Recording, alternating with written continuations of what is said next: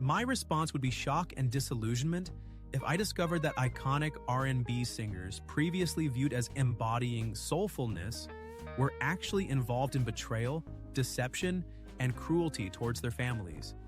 This isn't gossip, it's reality. A prominent romantic ballad artist had boiling water thrown at him by his partner following an extramarital encounter. A soul music icon married his deceased friend's wife, only to secretly have an affair with her daughter. This is merely a glimpse into the extensive scandals that rocked the American music industry.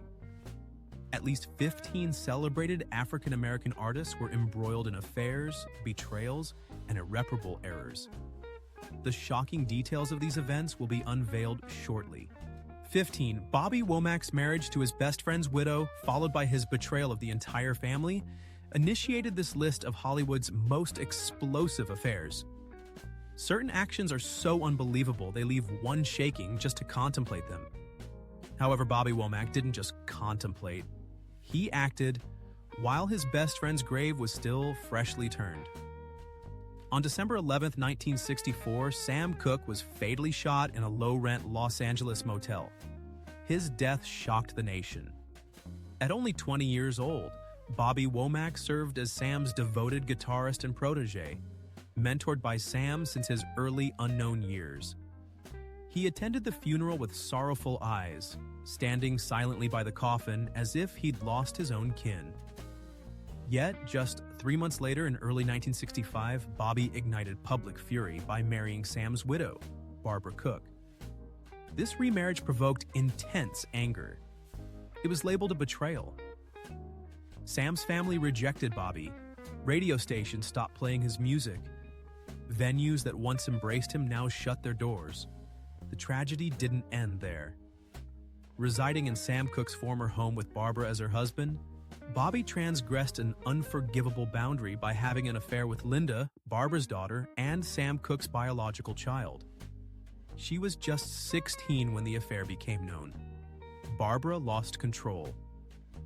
One night in June 1970, after discovering her daughter's diary entries, she burst into the bedroom and pointed a gun at Bobby's face.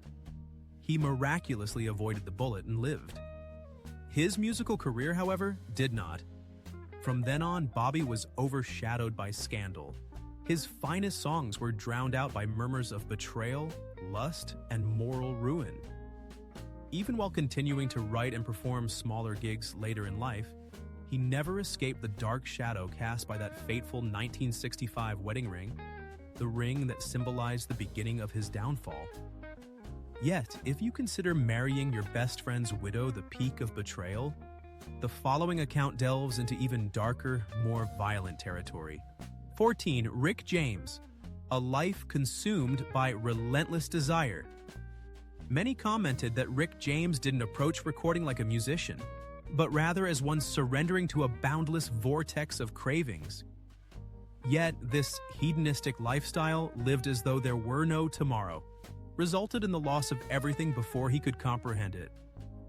In 1981, Street Songs propelled Rick James to the status of America's defiant funk icon. Super Freak transcended mere hit status. It served as his personal creed, embodying his flamboyant, passionate nature unrestrained by limitations. Throughout this era, Rick's Hollywood Hills mansion was a whirlwind of activity. Neon lights blazed constantly, music played without cease, and the partygoers were in a perpetual state of flux. However, beneath this veneer of wild revelry, a different Rick James existed, one ravaged by substance abuse, weary from countless meaningless relationships, and increasingly cruel towards the women who had once adored him. A particularly egregious incident unfolded in 1991 when a young model, Frances Alley, accused Rick and his former girlfriend of holding her against her will for hours in a hotel room, forcing drug use upon her, and assaulting her following her rejection of their sexual advances. This news spread rapidly, leading to other victims coming forward and revealing the dark underbelly of a funk legend once revered globally. At his 1993 trial, Rick was a stark contrast to his 80s persona. He stood, a trembling man with vacant eyes, his voice too frail to offer a defense. His sentence was imprisonment, a fate that shadowed him for life. Rick James spent his remaining years living in the shadow of his former self, attempting a comeback with a few minor songs, but failing to recapture the adulation he once commanded. Perhaps the very music that had propelled him to fame also proved the irresistible siren song of temptation that ultimately brought about his downfall. In the end, it wasn't a rival, but Rick James himself who was his ultimate undoing. 13. Donny Hathaway, a clandestine rendezvous and a demise from the 15th floor. Donny Hathaway was once described as a kind and brilliant artist, a man capable of transforming suffering into soulful melodies. Yet this same man caused his cherished wife to weep, not from empathy, but from infidelity. In 1978, following a Chicago concert, Donny returned late to his hotel. His wife, Lala, arrived unannounced and discovered him in a bathrobe, holding a wine glass, with a stranger who hadn't yet departed. She departed furiously, speechless. However, from that point, Donny's mental state deteriorated. He suffered from bipolar disorder, but this incident exacerbated his symptoms. He barricaded his room, sealed the windows, and distrusted even his closest companions. During recording sessions, he insisted voices were observing him. While hospitalized, he confided to doctors that someone intended to murder him. Only a few months later, on a frigid January evening, Donny plummeted from the 15th floor of the Essex House Hotel. Whether a suicide or a hallucination-induced fall remains unclear. Yet it's evident that after the night of his infidelity, Donny was irrevocably changed, and music, regardless of its beauty, proved powerless to rescue a soul teetering on the precipice of delusion and regret. 12. Marvin Gaye, Forbidden Love, and a fatal bullet from his father. A 1982 interview revealed something Marvin Gaye confessed. Long after the lights dimmed, his fear wasn't destruction by others, but the things he couldn't stop loving. Ironically, this is what destroyed him. In the early 1970s, when What's Going On played on every American radio, Marvin Gaye was hailed as a generation's conscience. His voice calmed Vietnam's chaos, forced society to acknowledge injustice, and gave millions of Black Americans a sense of belonging in a turbulent world. Yet, within his mansion, shared with his wife Anna Gordy, a silent storm brewed, unstoppable by anyone. Anna, Motown's founder's sister, was almost 20 years older and instrumental in his rise to fame. But after nearly a decade of marriage, as their relationship cooled, Marvin found solace in the worst place imaginable, with Denise Gordy, Anna's niece by marriage, just 17 when their secret affair started. In 1971, Denise gave birth to Marvin Gaye III, officially listed as Anna's son. The revelation devastated Anna, fueling a furious divorce that nearly bankrupted Marvin. He was forced to forfeit all royalties from his next album for alimony. Thus, Here My Dear was born, a nearly 2-hour recording, somber and mournful, reflecting his heartbreak and the wounds of his former home. Even so, if the tragedy ended with love, Marvin might have recovered. But the deepest wound stemmed from his father, a man he'd always tried to please. Marvin's relationship with his father, Reverend Marvin Gaye Sr., had been strained for a long time and utterly crumbled after Marvin's descent into depression and addiction. His father couldn't forgive his rebellious life, and Marvin couldn't forgive the cold man who'd once beaten his mother. On April 1st, 1984, a day before his 45th birthday, after a heated argument, his father shot him.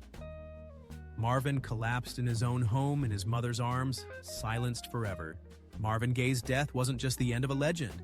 It was brutal proof that love, pushed beyond its limits, doesn't merely break hearts, it kills. 11 Eddie Kendricks, a night of betrayal in Atlanta, ostracized by his bandmates. On the night of June 14, 1973, following a show in Atlanta, Eddie Kendricks entered the hotel corridor with a key obtained from reception. His stated purpose was retrieving a forgotten coat, a claim met with no challenge. The room was dimly lit, illuminated solely by a bedside lamp, and the woman awaiting him was the spouse of a band member, a man who'd been his colleague for almost 10 years. Upon the closing of the door, they believed their secret was safe. However, unexpectedly, the bandmate's 8-year-old son quietly sought his mother. The child didn't knock. He merely observed through a gap in the door, then silently departed. Yet the following morning, the husband discovered a hastily written note. "Mom is with Uncle Eddie." Despite lacking direct confrontation, a subsequent icy distance formed. He was isolated backstage on the tour bus. He remained alone in the back during rehearsals. His vocals were no longer harmonized with. This silence persisted throughout the summer, more chilling than any direct reproach. By the close of 1973, Eddie departed the Temptations with a concise announcement and no valediction. He embarked on a solo path, producing deeply emotional love ballads. Yet within each song, a fracture was perceptible, and for the remainder of his life, he never alluded to that night, nor did he ever encounter the gaze of the boy, the sole witness whom Eddie perpetually avoided. 10. Sam Cooke. A single lapse in judgment triggered a devastating chain reaction of treachery, starting with his own betrayal. His previously cherished home life lay in ruins. From that point, misfortune relentlessly pursued him. In 1964, at the zenith of his career, Sam was not only the soul music king, but a groundbreaking civil rights advocate, among the few African-American men to own his record label. Yet, beneath this facade resided an impetuous, fervent spirit prone to missteps, despite his outwardly affectionate devotion to his wife Barbara. On each tour, Sam actively sought out new experiences. One such encounter took him to the Hacienda Hotel in Los Angeles on December 11, 1964. There, he spent the night with a woman he'd met at a local bar. Later that night, Sam was discovered lifeless and nude in the hotel lobby, 2 bullets piercing his chest. The woman disappeared without a trace. The hotel manager asserted that she acted in self-defense, but inconsistencies marred her testimony, and the subsequent investigation concluded with a suspicious lack of resolution. Barbara was heartbroken, yet remarried within 3 months to Bobby Womack, a man who once considered Sam a brother and owed him the foundation of his early success.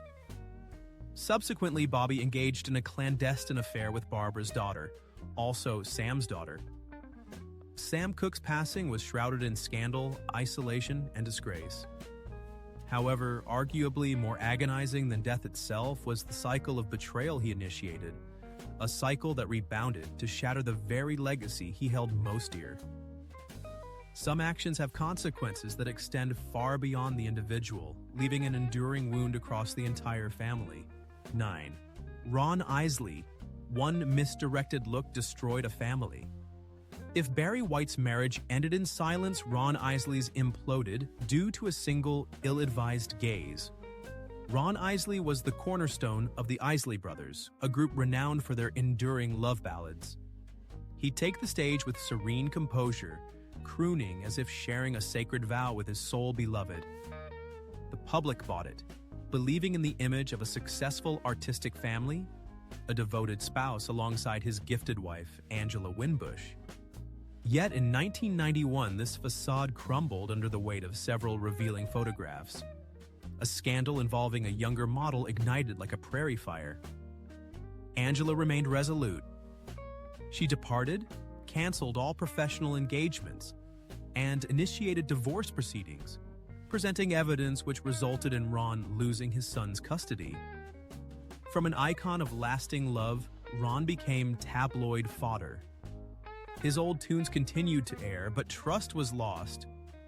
He still performed, but his vocals now reflected the heartbreak of a man who'd possessed everything and subsequently lost it all. 8. David Ruffin, the overbearing boyfriend and a descent from Motown's glory. Once, simply David Ruffin appearing on stage performing "I've Got Sunshine on a Cloudy Day" would illuminate the entire venue. His unique vocal style was not only the essence of the Temptations, but also the fervent spirit of Motown's prosperous period. However, beyond the stage lights and sharp suits, David was a romantic partner who instilled fear in many women. Toward the end of the 1960s, at his career's zenith, allegations of aggression and infidelity started to encircle him. His long-term girlfriend, vocalist Tammy Terrell, once showed up to a recording session with clear signs of physical harm concealed under heavy cosmetics. She remained silent, but those present understood the implications.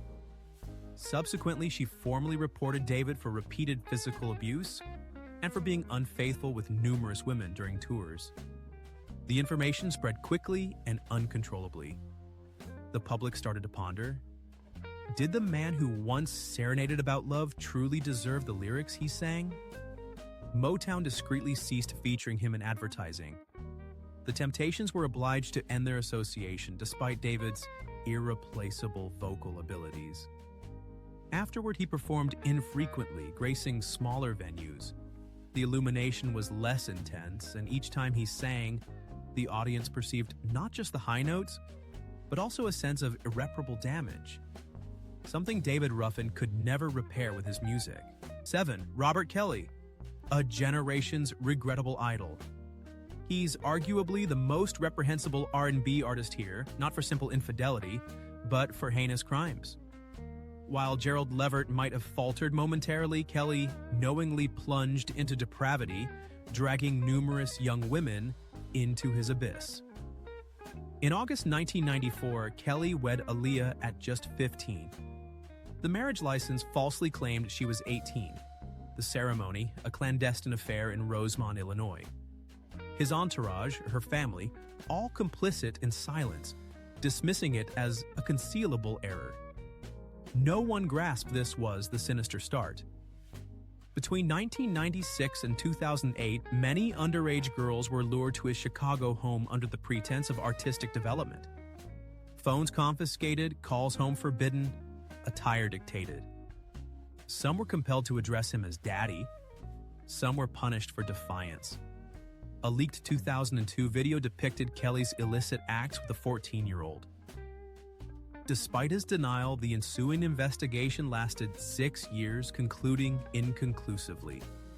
The 2019 documentary, Surviving R. Kelly, exposed decades of systematic mental and sexual torment.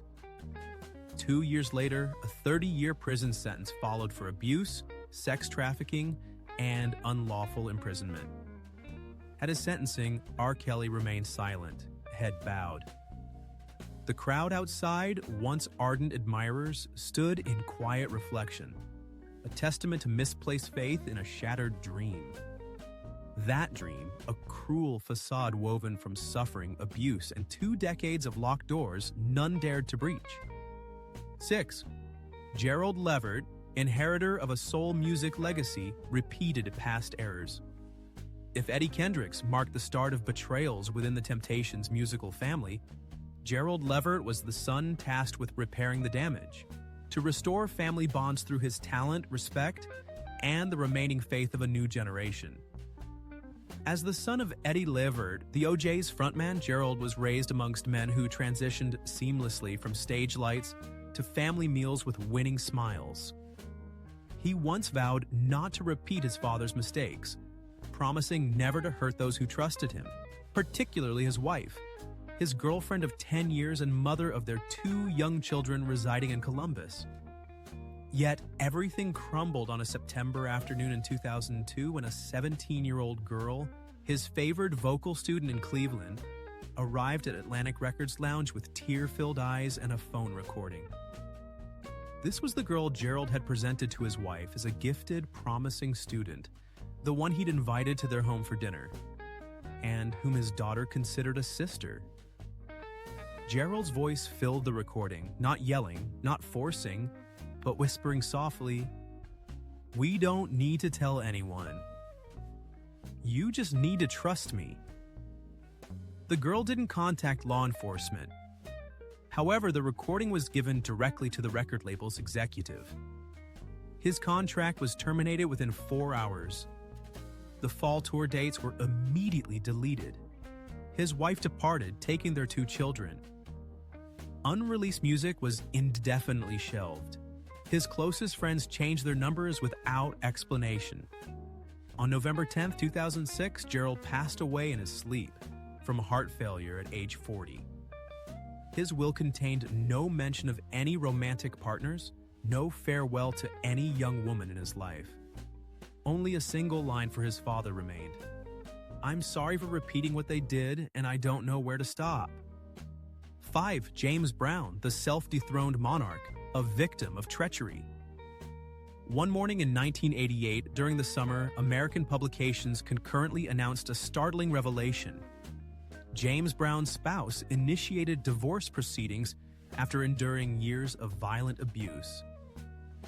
Instantly, the revered soul music icon's reputation started to deteriorate, not because of a musical imperfection, but because of a hidden act of violence within his home. James Brown had been an unassailable figurehead in African-American musical history. From "Papa's Got a Brand New Bag" to "I Got You, I Feel Good," he had shaped a whole musical category, transforming funk into a generation's struggles rhythm. However, behind the glamorous performances was a volatile, domineering individual intolerant of defiance. His youthful wife, Adrienne, remained silent for many years until her suffering became unbearable. She detailed long nights confined to rooms, unexpected blows amid false assurances, and repeated betrayals. Upon the legal filing, the public was initially shocked, then became indifferent. Event organizers canceled shows, radio stations ceased playing his formerly iconic songs. James Brown never publicly conceded wrongdoing. Yet from that point forward, each time he appeared on stage, his gaze avoided the audience, as if questioning his right to be there. 4. The fall of Teddy Pendergrass. A single misstep, and a stellar career was destroyed. Sometimes a single revealed truth is enough to obliterate a lifetime of achievement. For Teddy Pendergrass, this defining moment occurred on March 18, 1982, on Lincoln Drive in Philadelphia. His silver-blue Rolls-Royce left the road, colliding with trees in a crash of engines and shattering glass. Only hours before, Teddy reigned supreme in the world of modern soul. He commanded audiences with the slightest vocal inflection.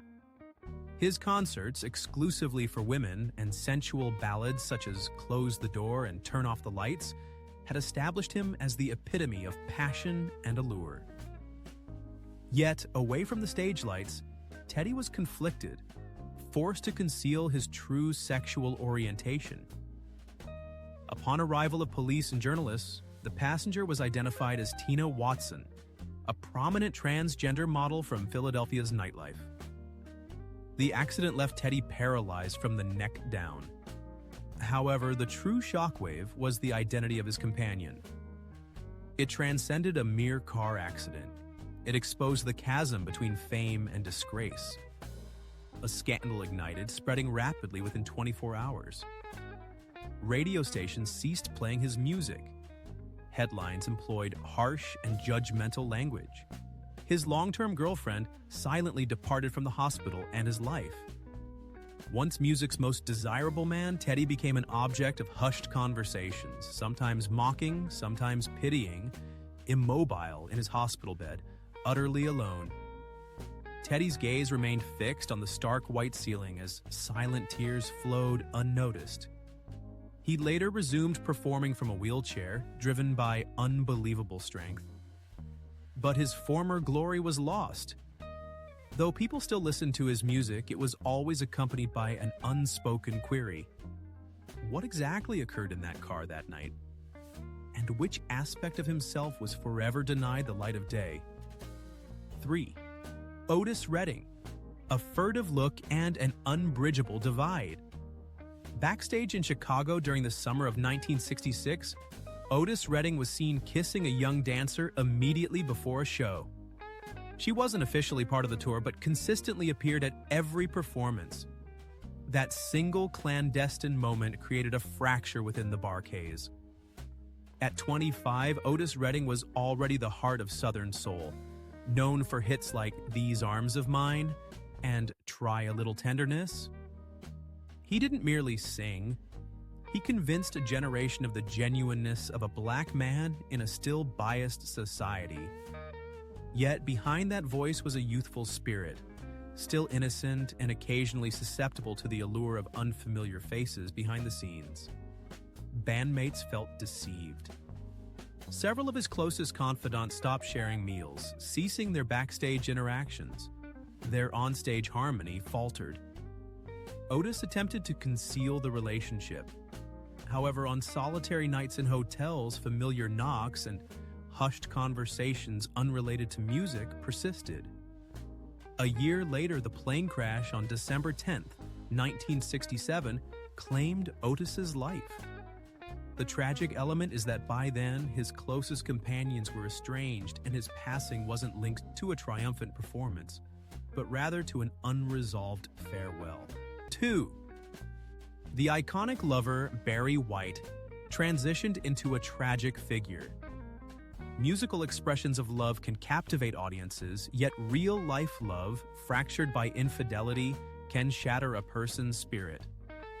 Barry White experienced this heartbreak intensely, feeling it in every weary sigh behind the scenes. He was once known as the voice of the night, a man who conveyed the belief that love could mend all wounds. A large man with a warm, deep voice and gentle eyes. Barry didn't merely sing about love, he embodied it, crafting a picture-perfect image of the ideal romantic partner.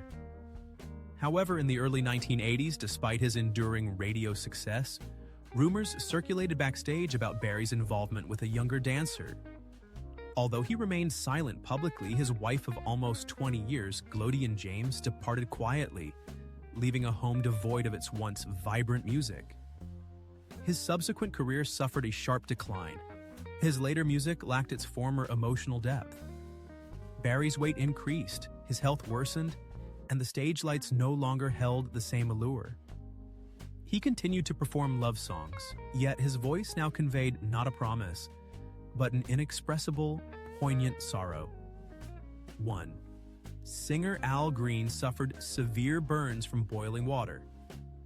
Police arriving at a Memphis residence on the morning of 10/25, 1974 discovered Al Green injured on the bathroom floor. His body was badly burned, skin blistered, and his eyes showed intense fear. Mary Woodson, the woman who threw the boiling water, later committed suicide with a handgun found in her purse. Just hours before, they had shared a meal, a common occurrence. Mary had been a long-term lover, leaving her family to be with the famous soul singer at the height of his career. Al Green was the voice behind Let's Stay Together, a hugely popular R&B song of the early 1970s, a voice capable of captivating the entire nation. However, his personal life was marked by hidden affairs and deception. That evening, Mary learned of his relationship with another woman. There was no argument, no crying, only a terrible scream as boiling water seared his flesh, followed by a gunshot in the house previously filled with romantic music. Al Green lived, but his physical and emotional wounds never fully mended. He abandoned his luxurious lifestyle, becoming a minister and focusing on faith. Still, in his sermons, a silent pain lingered in his gaze, as though he carried an unnamed guilt. Those iconic singers, once lauded as the heart and soul of R&B, symbols of devoted love, harbored incredibly dark secrets. Their exposed truths resulted in the complete loss of everything: family, loved ones, careers, and the public's trust. Their musical achievements endure, yet the damage is irreparable. Of the 15 individuals discussed, which betrayal impacted you most profoundly? Whose actions defied belief? And if you're curious about the singer pursued by his spouse with a firearm after an act of infidelity, or the educator who exploited students for years, share your thoughts below. Remember to subscribe for more revelations about the hidden realities behind the glamorous facade in future videos.